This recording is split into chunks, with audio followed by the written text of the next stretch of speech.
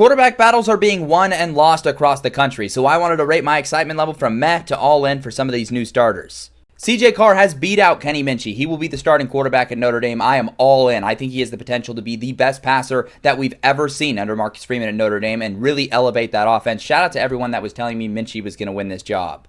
BYU has pulled the trigger and named true freshman quarterback Bear Bachmeier as their starter. He wears number 47, he's got flowing locks, and he has an awesome name. So I'm optimistic for a lot of those aesthetic reasons, but I also love the idea of giving the freshman dynamic playmaker a shot to lead the offense. Mark Gronowski was named the starter at Iowa. That's not a surprise, but what was a surprise is kind of a quarterback competition that emerged where he wasn't the clear-cut guy, and that's not super promising for me. I'm already someone that's a little pessimistic about how much he can raise the ceiling of this passing offense, so it's definitely a meh feel in terms of my excitement.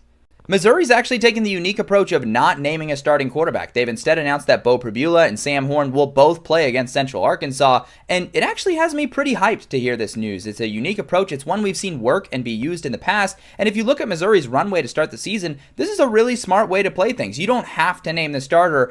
If they wait too long to name a starter, I think that could have a detrimental effect. You've got to give somebody the reins, but I like this approach.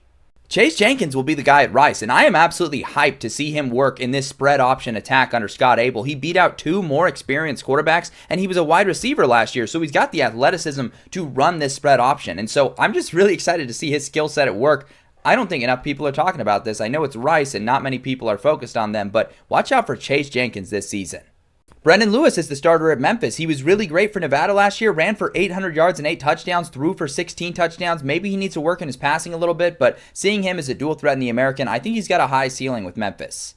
Former four-star and Alabama quarterback Dylan Lonergan has been named the starter at Boston College. I don't think that's an overly impressive accomplishment, beating out Grayson James to be the starter. And also, he's a guy that's not a dual threat. I think he could actually have some significant limitations in this offense this year. I'm a little bit intrigued just because of the former high recruit status, but not excited.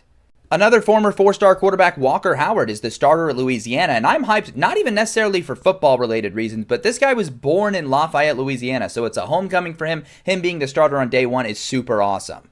Dwayne Coleman will be the starter at Army this season. I'm definitely optimistic. I love the fact that he got some solid experience last year behind Bryson Daly, but it's always going to be tough to follow up a quarterback that was in the system for so long. Coleman hoping to have a big breakout year this year. We'll see if it happens.